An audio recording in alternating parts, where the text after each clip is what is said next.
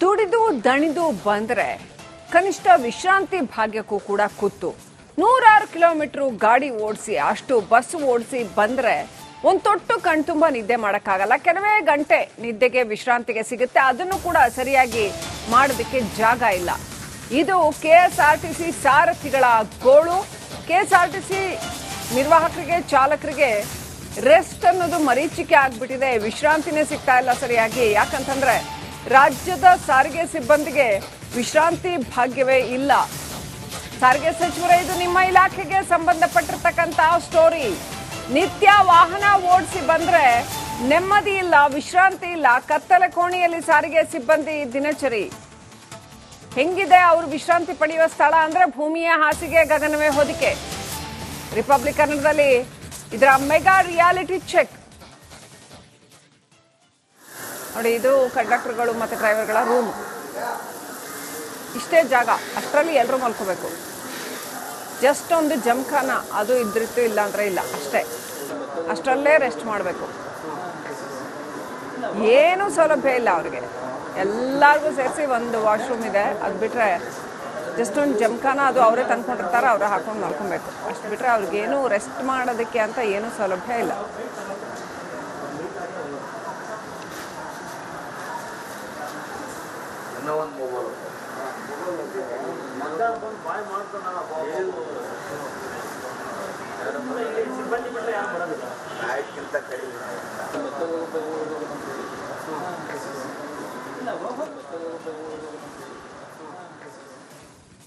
ಇವ್ರಿಗೆ ಆಕ್ಚುಲಿ ಸುಸಜ್ಜಿತವಾದ ಸೌಲಭ್ಯವನ್ನು ಕೊಡಬೇಕು. ಯಾಕಂತಂದ್ರೆ ಪ್ರಯಾಣಿಕರ ಜೀವ ರಕ್ಷಣೆ ಮಾಡೋ ಮಹತ್ತರ ಹೊಣೆಗಾರಿಕೆಯನ್ನು ಹೊತ್ತಿರ್ತಾರೆ ಇವರು. 106 ಕಿಲೋಮೀಟರ್ ತಮಾಷೆ ಅಲ್ಲ. KSRTC ಬಸ್ಗಳನ್ನ ಡ್ರೈವ್ ಮಾಡ್ಕೊಂಡು ಹೋಗೋದು ಅಂತಂದ್ರೆ ಅವ್ರಿಗೆ ಕರೆಕ್ಟಾಗಿ ರೆಸ್ಟ್ ಸಿಕ್ಕಿದ್ರೆ ಅಪಘಾತಗಳು ಕಡಿಮೆ ಆಗುತ್ತೆ. ಸೊ ಅವರು ಯಾವ ಸ್ಥಿತಿಯಲ್ಲಿ ರೆಸ್ಟ್ ಮಾಡಬೇಕು ಅನ್ನೋವಂಥದ್ದು ಒಂದಷ್ಟು ರಿಯಾಲಿಟಿ ಚೆಕ್ ಅನ್ನು ರಿಪಬ್ಲಿಕ್ ಕನ್ನಡ ಮಾಡಿದೆ. ಜಸ್ಟ್ ಒಂದು ಜಮ್ಖಾನ ಬಿಟ್ರೆ ಅಲ್ಲಿ ಬೇರೆ ಏನೂ ಇಲ್ಲ ಅವ್ರಿಗೆ. ಒಂದು ದಿಂಬು ಕೂಡ ಇಲ್ಲ, ಜಸ್ಟ್ ಒಂದು ಜಮ್ಖಾನ ಅಷ್ಟೇ. ಅಷ್ಟರಲ್ಲಿ ಅಷ್ಟು ಜನ ಹೆಂಗ್ ತುಂಬಿಕೊಂಡಿದ್ದಾರೆ ನೋಡಿ, ಅಷ್ಟು ಜನ ಅಲ್ಲಿ ಮಲ್ಕೊಬೇಕು. ಅವ್ರಿಗೆ ಗಲೀಜು ಅಂದ್ರೆ ಗಲೀಜು. ಅಲ್ಲಿ ಒಂದು ಸ್ವಲ್ಪನೂ ಕೂಡ ಸ್ವಚ್ಛತೆ ಇಲ್ಲ. ಆಮೇಲೆ ಇಲ್ಲೂ ಅಷ್ಟೇ, ಇಲ್ಲಿ ಕಾಟ್ಗಳನ್ನೇನೋ ಕೊಟ್ಟಿದ್ದಾರೆ, ಆದ್ರೆ ಇಲ್ಲೂ ಕೂಡ ಅಲ್ಲಿ ಏನು ಹೊದಿಕೆ ಆಗ್ಲಿ ವ್ಯವಸ್ಥೆ ಆಗ್ಲಿ, ಒಂದು ಆರಾಮಾಗಿ ನಿದ್ದೆ ಬರುತ್ತಪ್ಪ ಮಾಡೋದು ಒಂದ್ ಗಂಟೆನೋ 2 ಗಂಟೆನೋ ನಿದ್ದೆ ಅಂತ ಆದ್ರೆ ಅಷ್ಟಕ್ಕೂ ಒಂದಿಲ್ಲ. ಅವರ ಜಾಗ ನೋಡಿ, ಅವರ ವಾಶ್ರೂಮ್ಸ್ ಬಹಳ ಗಲೀಜಾಗಿದೆ. ಅವ್ರು ಇದು ದಿನನಿತ್ಯ ಮಾಡ್ಬೇಕಾಗಿರೋದು, ಯಾವತ್ತೋ ಒಂದಿನ ಮಾಡ್ಬೇಕಾಗಿರೋದಲ್ಲ. ಅವ್ರ ಲೈಫ್ ಟೈಮ್ ಅವ್ರ ಬದುಕೆ ನೋಡಿ ಈ ತರ ಅವ್ರಿಗೆ ಸ್ನಾನಕ್ಕಿರುವಂತ ವ್ಯವಸ್ಥೆ, ಕೈಕಾಲು ತೊಳೆಯೋಕೆ ಸ್ನಾನಕ್ಕಿರುವಂತ ವ್ಯವಸ್ಥೆ, ಅದು ಪರಮ ಗಲೀಜು. ಅತ್ಯಂತ ಕೊಳಕು ಸ್ಥಳದಲ್ಲಿ ಅತ್ಯಂತ ಗಲೀಜಾಗಿ ಇರ್ತಕ್ಕಂಥದ್ದು. ಅವ್ರು ಹೇಗೆ ಬದುಕಬೇಕು? ಅವರು ಮನುಷ್ಯರಲ್ವಾ? ಒಂದು ಸಿಸ್ಟಮ್ಯಾಟಿಕ್ ಆದಂತ ವ್ಯವಸ್ಥೆ ಮಾಡ್ಕೊಡಕ್ಕಾಗಲ್ವಾ ಅವ್ರಿಗೆ? ಯಾಕಂತಂದ್ರೆ ಇದು ಒಂದಿನ 2 ದಿನದ್ದಲ್ಲ. ನಾವೇನು ಪಬ್ಲಿಕ್ ಟಾಯ್ಲೆಟ್ ಅದು ಇದು ಅಂತಂದ್ರೆ ಅದು ಒಂದಿನ ಯೂಸ್ ಮಾಡುವಂಥದ್ದು, ಹಾಗಲ್ಲ. ಪ್ರತಿನಿತ್ಯ ಇವ್ರ ಡ್ಯೂಟಿನೇ ಇದು. ಇಂಥ ಸ್ಥಳದಲ್ಲಿ ಮಲಗಬೇಕಾ, ಇಂಥ ಸ್ಥಳದಲ್ಲಿ ಇವರು ಕೈಕಾಲು ತೊಳೆಯೋದು ಇಂಥದ್ದೆಲ್ಲ ಮಾಡ್ಬೇಕಾ ಅಂತ. ಜೊತೆಗೆ ಅವ್ರಿಗೆ ಒಂದಷ್ಟು ಸೌಲಭ್ಯಗಳು ಸಿಗ್ಬೇಕು, ಅದು ಅವರ ಹಕ್ಕು. ಅವರ ನೇಚರ್ ಆಫ್ ಡ್ಯೂಟಿ ಸಿಕ್ಕಾಪಟ್ಟೆ ಕಷ್ಟ ಇರೋದ್ರಿಂದ ಅವ್ರಿಗೆ ಸರಿಯಾದ ಸೌಲಭ್ಯಗಳನ್ನು ಒದಗಿಸ್ಕೊಡುವಂಥದ್ದು. ಮಾತೆತ್ತಿದ್ರೆ 1000 ಕೋಟಿ ಗ್ಯಾರಂಟಿಗೆ ತಗೊಂಡೋಗಿ ಸುರಿತೀರಾ? ಇಂಥ ಸೌಲಭ್ಯಗಳನ್ನ, ಇದು ಶಾಶ್ವತವಾಗಿ ಅನೇಕ ವರ್ಷಗಳ ಕಾಲ ಉಪಯೋಗ ಬರುವಂಥದ್ದು. ಇಂಥ ಸೌಲಭ್ಯಗಳನ್ನ ನಿರ್ಮಾಣ ಮಾಡ್ಬೇಕಲ್ವಾ ಸಾರಿಗೆ ಇಲಾಖೆ? ಫ್ರೀ ಬಸ್ಸು ಅಂತ ಕೊಡ್ತೀರಾ, ಅದ್ರ ಬದಲಾಗಿ ಚಾರ್ಜ್ ಇಟ್ಟು ಇಂಥ ಸೌಲಭ್ಯಗಳನ್ನ ನಿರ್ಮಾಣ ಮಾಡ್ಬೋದಲ್ವಾ? ಏನಿದೆ ಬಸ್ ಚಾಲಕರು ನಿರ್ವಾಹಕರ ದಿನನಿತ್ಯದ ಗೋಳು ನೋಡಿ.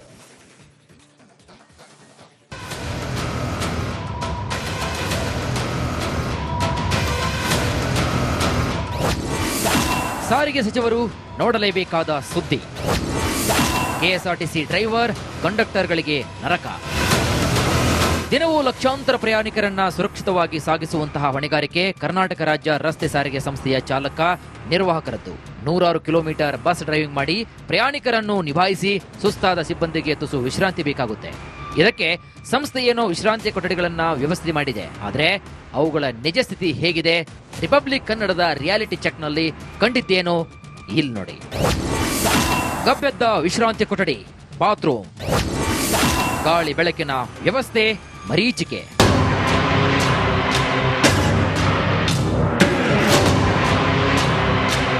ಇದು ಬೆಂಗಳೂರಿನ ಮೆಜೆಸ್ಟಿಕ್ ಬಸ್ ನಿಲ್ದಾಣದ ವಿಶ್ರಾಂತಿ ಕೊಠಡಿಗಳ ದುಸ್ಥಿತಿ. ಕಂಡಕ್ಟರ್ ಡ್ರೈವರ್ಗಳಿಗೆ ಕತ್ತಲೆಯಲ್ಲಿ ಊಟ, ನಿದ್ದೆ, ನೆಲದ ಮೇಲೆ ಜಮಖಾನ ಹಾಸಿ ಮಲಗೋ ಅನಿವಾರ್ಯತೆ. ಕೊಠಡಿಯ ತುದಿಯಲ್ಲಿ ಅಲ್ಲಲ್ಲೋ ತಿರುಗುವ ಟೇಬಲ್ ಫ್ಯಾನ್ ಗಾಳಿಯೇ ಇವರಿಗೆ ತಂಗಾಳಿ. ಇನ್ನು ಬಾತ್ರೂಮ್ ಶೌಚಾಲಯಗಳ ಸ್ಥಿತಿಯಂತೂ ಹೇಳೋದೇ ಬೇಡ. ಕೈಕಾಲು ತೊಳೆಯೋದಕ್ಕೆ ಇರುವ ಜಾಗವೂ ಕೂಡ ಅಷ್ಟೇ. ಕೊಚ್ಚಗುಂಡಿಯಂತಹ ಸ್ಥಳದಲ್ಲೇ ಕೈಕಾಲು ಮುಖ ತೊಳೆದು ಫ್ರೆಶ್ ಆಗುವಂತಹ ಪರಿಸ್ಥಿತಿ. ರಾತ್ರಿ ಇಡೀ ಬಸ್ ಚಲಾಯಿಸಿದಂತಹ ಚಾಲಕರಿಗೆ ನೆಮ್ಮದಿಯಾಗಿ ಮಲಗೋಕು ಕೂಡ ವ್ಯವಸ್ಥೆ ಮಾಡದಂತಹ ಸ್ಥಿತಿಗೆ ಕೆಎಸ್ಆರ್ಟಿಸಿ ಬಂತ. ಆ ಪ್ರಶಸ್ತಿ ಈ ಪ್ರಶಸ್ತಿ ಅಂತ ಹೆಮ್ಮೆ ಪಟ್ಟುಕೊಳ್ಳುವಂತಹ ಅಧಿಕಾರಿಗಳು ಸಾರಿಗೆ ಇಲಾಖೆ ಬಸ್ಗಳ ಸಾರಥಿಗಳಿಗೆ ತುಸು ನೆಮ್ಮದಿ ವ್ಯವಸ್ಥೆ ಮಾಡಬಾರ್ದ? ಈ ಪ್ರಶ್ನೆಗಳಿಗೆ ಸಾರಿಗೆ ಸಚಿವರು ಹಿರಿಯ ಅಧಿಕಾರಿಗಳು ಉತ್ತರ ಕೊಡ್ತಾರಾ? ಕಾದು ನೋಡಬೇಕಾಗತ್ತೆ. Rehman Holalu, Republic Kannada, Bengaluru. Next update ಪಡ್ಕೊಳ್ಳೋಣ. ನಮ್ಮ ಪ್ರತಿನಿಧಿ ರೆಹಮಾನ್ ಫೋನ್ ಕನೆಕ್ಟ್ ಆಗಿದ್ದಾರೆ. ರೆಹಮಾನ್, ಸಾರಿಗೆ ಸಚಿವರು ಇದನ್ನು ಗಂಭೀರವಾಗಿ ಪರಿಗಣಿಸಬೇಕು. ಎಷ್ಟು ಕೆಟ್ಟ ಪರಿಸ್ಥಿತಿಯಲ್ಲಿ ಡ್ರೈವರ್ಗಳು ಕಂಡಕ್ಟರ್ಗಳು ರೆಸ್ಟ್ ಮಾಡಬೇಕಾದಂಥ ಪರಿಸ್ಥಿತಿ ಇದೆ ಮತ್ತು ಸ್ವಚ್ಛತೆ ಆ ಬಸ್ ನಿಲ್ದಾಣಗಳಲ್ಲಿ, ಆಮೇಲೆ ಇವ್ರಿಗೆ ವಿಶ್ರಾಂತಿ ತಗೊಳ್ಳೋ ಜಾಗಗಳಲ್ಲಿ ಸ್ವಚ್ಛತೆ ಅಂತೂ ಝೀರೋ. ಇಷ್ಟು ಗಲೀಜಾಗಿ ಇಡಬೇಕಾ ಇಷ್ಟು ಅಭಿವೃದ್ಧಿ ಆಗಿರುವಂತ ಈ ದಿನಮಾನಗಳಲ್ಲೂ ಕೂಡ ಅಂತ ಏನೆಲ್ಲ ಅಪ್ಡೇಟ್ ಇದೆ ರೆಹಮಾನ್? ಎಸ್ ಮೇಡಮ್, ಎಷ್ಟರ ಮಟ್ಟಿಗೆ ಆ ಪ್ರದೇಶ ಇದೆ ಅಂತಂದ್ರೆ KSRTC ಡಿಪಾರ್ಟ್ಮೆಂಟ್ ಸಾರಿಗೆಯ ಚಾಲಕರು ಮತ್ತು ನಿರ್ವಾಹಕರನ್ನ ನೋಡಿಕೊಳ್ಳುವಂತ ರೀತಿ ಇದೆಯಲ್ಲ, ನಿಜಕ್ಕೂ ಕೂಡ ದನದ ಕೊಠಡಿ ಇದ್ದಂಗಿದೆ. ಮಲಗಲಿಕ್ಕೆ ಸರಿಯಾದಂತ ವ್ಯವಸ್ಥೆ ಇಲ್ಲ, ಮತ್ತೆ ಅವರಿಗೆ ಸರಿಯಾದ ಗಾಳಿ ಬೆಳಕಿನ ಒಂದು ವ್ಯವಸ್ಥೆ ಕೂಡ ಇಲ್ಲ. ಅಷ್ಟರ ಮಟ್ಟಿಗೆ ಹೀನಾಯ ಮಟ್ಟದಲ್ಲಿ ಅವರನ್ನ ನೋಡಿಕೊಳ್ಳುವಂತ ಪರಿಸ್ಥಿತಿ ಇವತ್ತು ಉದ್ಭವ ಆಗಿದೆ. ಸಾರಿಗೆ ಇಲಾಖೆ ಇದ್ರ ಬಗ್ಗೆ ಗಮನ ವಹಿಸಬೇಕು. ಬಿಸಿಲು ಇತ್ತು ಅಂತಂದ್ರೆ ಅವರು ಒಳಗಡೆ ಒಂದು ಫ್ಯಾನಿನ ವ್ಯವಸ್ಥೆ ಕೂಡ ಇಲ್ಲ. ಮೇಲ್ಗಡೆ ಶೆಡ್ ಹಾಕಿದ್ದಾರೆ, ಎಲ್ಲರೂ ಕೂಡ ಒಬ್ರು ಪಕ್ಕ ಮಲ್ಕೊಂತಿದ್ದಾರೆ. ಜಾಗ ಇಲ್ಲ, ಕಾಲ್ ಮಧ್ಯದಲ್ಲಿ ಕೂಡ ಮಲ್ಕೊಂತಿದ್ದಾರೆ. ಅಂತ ಒಂದು ಹೀನಾಯ ಪರಿಸ್ಥಿತಿ ಅವರಿಗೆ ಬಂದಿದೆ ಅಂತಾನೆ ಹೇಳ್ಬೋದು. ಯಾರು ಕೂಡ ಈ ಕಡೆ ತಿರುಗು ನೋಡೋದಿಲ್ಲ. ಅವರು ರಾತ್ರಿ ಇಡೀ ಪ್ರಯಾಣವನ್ನು ಮಾಡುತ್ತಾರೆ. ಬೀದರ್, ಕಲಬುರಗಿ, ಗುಲ್ಬರ್ಗ, ಧಾರವಾಡ, ಹುಬ್ಬಳ್ಳಿ, ಹೀಗೆ ನಾನಾ ಜಿಲ್ಲೆಗಳಿಂದ, ರಾಜ್ಯದ ಮೂಲೆಗಳಿಂದ ಇಡೀ ರಾತ್ರಿ ಪ್ರಯಾಣವನ್ನ ಮಾಡಿರ್ತಾರೆ. ಅವರ ಕೆಲಸ ಡ್ಯೂಟಿಯನ್ನ ಮುಗಿಸ್ಕೊಂಡು ಬಂದು 2 ತಾಸು ನೆಮ್ಮದಿಯಾಗಿ ಸುದ್ದಿ ಮಾಡಲಿಕ್ಕೂ ಅವರಿಗೆ ಆಗದಂತ ಒಂದು ಪರಿಸ್ಥಿತಿ ಇದೆ. ಯಾಕಂದ್ರೆ ಅಂತ ಒಂದು ದನದ ಕೊಠಡಿ ಇದ್ದಂಗಿದೆ. ಎಲ್ಲಿ ನೋಡಿದ್ರು ಮತ್ತೆ ಅಲ್ಲಿ ಕೂಡ ಅವರು ಏನು ಮೇನ್ ಡೋರ್ ಏನಿರುತ್ತಲ್ಲ ಅದನ್ನ ಓಪನ್ ಮಾಡ್ಕೊಂಡು ಮಲಗುವಂತ ಪರಿಸ್ಥಿತಿ ಇದೆ. ಒಂದು ವೇಳೆ ಏನಾದ್ರೂ ಯಾರೋ ಬರ್ತಾರಂತೆ, ಮೊಬೈಲ್ಗಳಲ್ಲಿ ಕರ್ಕೊಂಡು ಹೋಗ್ತಾರೆ. ಸರ್, ಇಲ್ಲಿ ನಮಗೆ ಅಂತ ಸಮಸ್ಯೆ ಆಗ್ತಿದೆ, ನಮ್ಮ ವಸ್ತುಗಳಿಗೂ ಕೂಡ ಇಲ್ಲಿ ಯಾವುದೇ ಒಂದು ಜವಾಬ್ದಾರಿ ಇಲ್ಲ, ನಮ್ಮ ವಸ್ತುಗಳು ಸಾಕಷ್ಟು ಕಳುವಾಗಿದೆ ಅನ್ನೋದು ಅವರ ಆರೋಪ ಆಗಿದೆ. ಇಲ್ಲಿ ಯಾರು ಕೂಡ ಇದ್ರ ಬಗ್ಗೆ ಗಮನವನ್ನು ಹರಿಸ್ತಾ ಎಲ್ಲರೂ ಕೂಡ ಐಷಾರಾಮಿ ಬಂಗ್ಲೆಯಲ್ಲಿ ಮಲಗ್ತಾರೆ. ಆದ್ರೆ ನಮ್ಮ ರಾಜ್ಯಕ್ಕಾಗಿ ದುಡಿಯುವಂತ ಈ ಕಾರ್ಮಿಕರ ಪರಿಸ್ಥಿತಿ ನೋಡಿ, ಸಾರಿಗೆ ಇಲಾಖೆಯಲ್ಲಿ ಕೆಲಸ ಮಾಡ್ತಾ ಇರುವಂತ ಡ್ರೈವರ್ಗಳು ನಿರ್ವಾಹಕರ ಪರಿಸ್ಥಿತಿಯನ್ನು ನೋಡಿದ್ರೆ ನಿಜಕ್ಕೂ ಕೂಡ ಅಯೋಮಯ ಅನ್ಸುತ್ತೆ. ಡಬಲ್ ಬೆಡ್ ವ್ಯವಸ್ಥೆಯನ್ನ ಮಾಡಿದ್ದಾರೆ. ಮೇಲ್ಗಡೆ ಮಲಗೋರಿಗೆ ಮಾತ್ರ ಫ್ಯಾನಿನ ಗಾಳಿ ಬರುತ್ತೆ, ಕೆಳಗಡೆ ಮಲಗೋರು ಬಟ್ಟೆ ಎಲ್ಲ ಬಿಚ್ಚಿ ಮಲ್ಕೊಂಡಿದ್ದಾರೆ. ಅಂತ ಒಂದು ಪರಿಸ್ಥಿತಿ ಸರ್. ಒಂದು ಸ್ವಲ್ಪನೂ ಗಾಳಿ ಬರೋದಿಲ್ಲ ಸರ್, ನಮಗೆ ನಿದ್ದೆನೂ ಬರೋದಿಲ್ಲ. 2 ಗಂಟೆ ನೆಮ್ಮದಿಯಾಗಿ ನಿದ್ದೆ ಮಾಡ್ಲಿಕ್ಕೂ ಕೂಡ ಆಗೋದಿಲ್ಲ. ಮತ್ತೆ ನಮಗೆ ನೈಟ್ ಡ್ಯೂಟಿ ಹಾಕ್ತಾರೆ. ರಾಜ್ಯದ ಮೂಲೆಗೂ ನಾವು ಹೋಗ್ಬೇಕು, ಅಂತ ಪರಿಸ್ಥಿತಿ ಉಂಟಾಗಿದೆ.